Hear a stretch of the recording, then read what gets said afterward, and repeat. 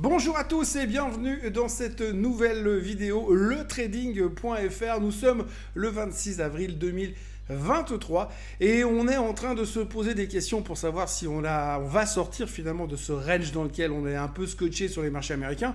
Je sais qu'en France on n'arrête pas de monter parce que c'est de toute façon the only way is up baby, c'est une évidence, et donc on continue à se poser beaucoup de questions sur le côté américain. On va avoir pas mal d'échéances qui vont nous tomber dessus et on voit que le marché est un peu tendu et essaye de savoir dans quelle direction il faut aller. Alors nous on va parler tout de suite des 5 choses qu'il faut retenir cette semaine pour être prêt dans les marchés, pour être opérationnel jusqu'à mercredi prochain, et les 5 choses qu'il faut retenir, c'est celle-là.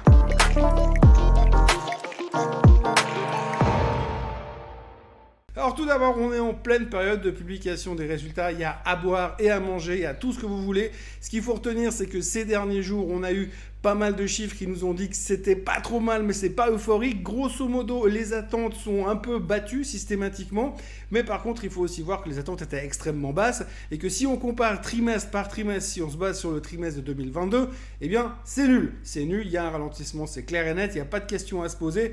On ne réfléchit pas plus loin, on voit que c'est un petit peu décevant. En revanche, à l'intérieur, dans l'analyse des résultats et dans les communications que nous font les entreprises, c'est plutôt positif puisque finalement, on voit qu'ils sont plutôt rassurants pour la suite des événements et c'est exactement ce que l'on a besoin. Donc si on regarde par rapport à quelques noms en exemple, et on a eu UPS qui a publié des chiffres à peu près immondes, et c'est très mauvais signe pour l'économie parce que quand une boîte comme UPS publie des mauvais chiffres, ça veut dire qu'il y a un ralentissement général et c'est pas ce qu'on a envie d'entendre aujourd'hui. Par contre, en revanche, vous avez le pendant d'UPS, c'est Microsoft qui a publié des excellents chiffres qui rassurent sur l'état de santé des GAFAM, puisqu'on a quand même vu que ces 3 derniers mois, la grosse partie du rallye aux États-Unis a été drivée, tirée en avant par les GAFAM, les boîtes comme Google, comme Microsoft, comme Apple. C'est eux qui ont tiré le marché dans leur majorité.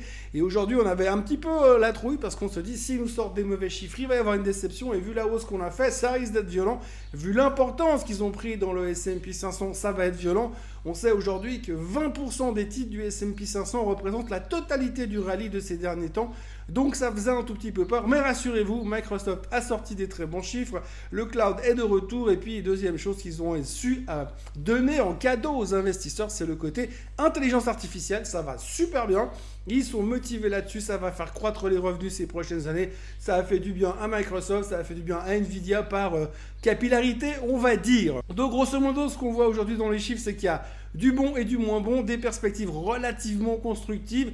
On bat des attentes qui sont relativement faibles. Et puis par rapport à l'année passée, c'est pas terrible, mais pour l'instant, ça suffit au marché pour tenir. On verra bien. En tout cas, aux États-Unis, on a besoin de casser la résistance des 4200 points sur le S&P 500, ce qui correspondrait ou ce qui correspondra à un nouveau bull market si on arrive à clôturer au-delà de cette résistance. Gardez bien ça en tête, 4200 points. Deuxième chose qu'il faudra surveiller et faire attention, c'est le retour de la crise des banques. Alors on n'est pas encore en plein dedans, on n'est pas dans la même situation qu'il y a quelques semaines en arrière quand SVB a claqué, quand le Crédit Suisse s'est fait racheter par l'UBS, mais simplement on a eu des chiffres catastrophiques du côté de First Republic. Alors First Republic, on la connaît, c'est une banque régionale américaine qui avait annoncé qu'ils avaient pas mal de outflows, pas mal de clients qui retiraient leur argent pour aller les planquer, on ne sait pas trop où, mais en tous les cas, cette annonce a fait peur à tout le monde.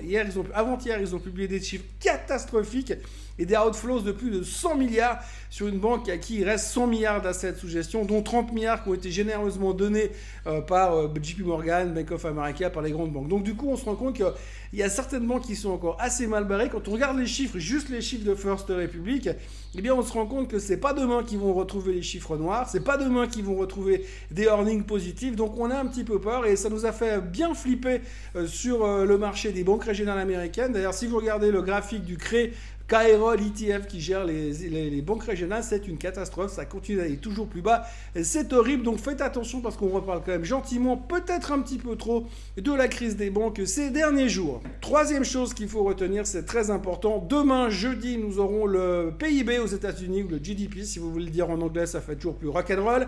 Si vous avez les chiffres du PIB qui sortent demain négatifs, on va commencer à parler de plus en plus de récession. On attend un truc autour de 0,7%, donc on voit vraiment que le PIB n'est pas en grande forme aux États-Unis.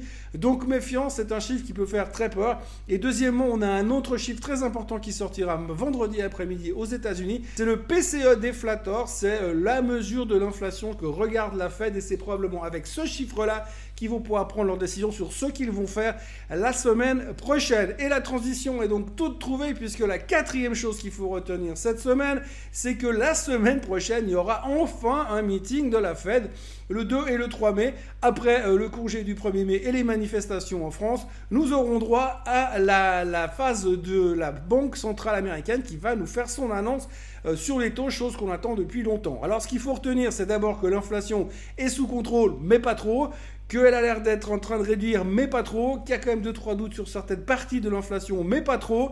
On a 85%, 87% des gens qui s'attendent à une hausse des taux de 0,25. Ça, c'est complètement dans le consensus. Ce qui va nous intéresser surtout beaucoup plus, c'est qu'est-ce qu'il va dire après.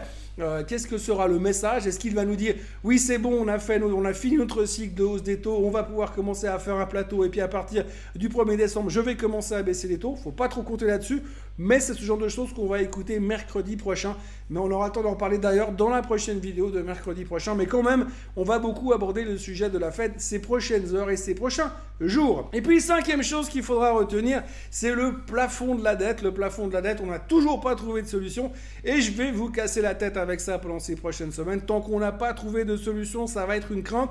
Pour l'instant, c'est étonnant parce qu'on a l'impression que le marché s'en fout totalement et qu'il est passé à autre chose. Mais néanmoins, on a quand même une personne qui s'en préoccupe un tout petit peu. C'est Madame Yellen qui a fait des déclarations fracassantes en disant que si on n'arrivait pas à trouver une solution entre républicains et démocrates, le plafond de la dette allait nous péter à la figure et que ça allait avoir des conséquences absolument dramatiques pour l'économie, pour le système de paiement, pour la confiance, pour le consommateur, pour le chômage. Enfin bref, c'est l'apocalypse totale. À côté de ça, la crise des années 30, ça sera vacances. Mais en gros, il faut quand même y penser parce que pour l'instant, on a mis un truc un peu de côté. On en parle très peu dans les médias financiers et c'est grave à mon sens parce qu'il pourrait y avoir quelque chose qui va nous tomber dessus prochainement. Donc attention au plafond de la dette. C'est un sujet qu'on va devoir aborder et pour l'instant, autant vous dire que les républicains et démocrates sont pas prêts de communiquer ensemble. Et en plus, on vient nous annoncer que M. Biden veut se représenter. Donc le président grabataire va tenter de revenir encore 4 ans de plus pour finir son dernier mandat à 86 ans. On se rapproche des méthodes à la Bouteflika, mais en tous les cas, c'est une superbe nouvelle. Monsieur Biden est là, ça va encore mettre de l'animosité entre républicains et démocrates, donc ça pourrait aussi avoir des conséquences sur le plafond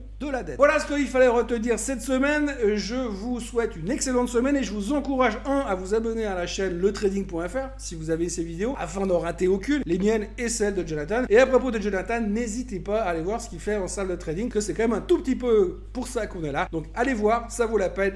D'ici là, passez une excellente journée, une très bonne semaine et on se revoit mercredi prochain. Salut!